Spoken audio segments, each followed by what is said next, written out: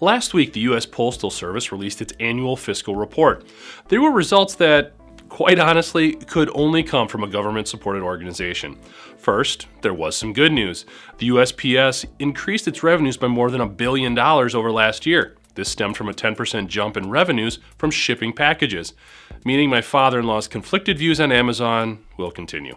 Unfortunately, there was a lot more bad news. Despite this growth, the company still lost $3.9 billion, which stems primarily from three areas. First, very simply, there's been a significant drop in postal volume, about 3.2 billion pieces of first-class and marketing mail. This inability to adjust to lagging sales has led the USPS to run up a crushing amount of debt, $13.2 billion as of September. But the USPS still has 634,000 employees, and although this is actually down about 10,000 workers from last year, 92% of these employees are covered by collective bargaining agreements administered by one of 4 unions. These CBAs ensure annual pay increases in some form.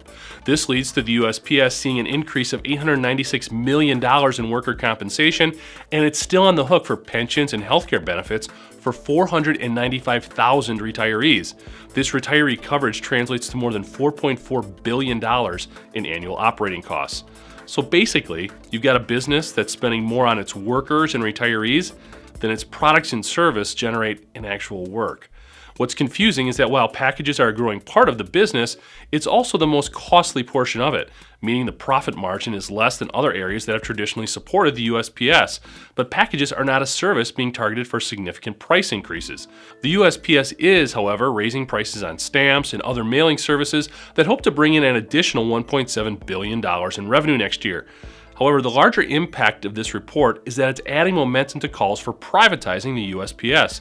The major obstacles to such a move include the postal worker unions and the fact that the government would probably want to maintain some element of oversight, because government oversight and fiscal prosperity have always gone hand in hand. I'm Jeff Ranke, and this is IEN Now.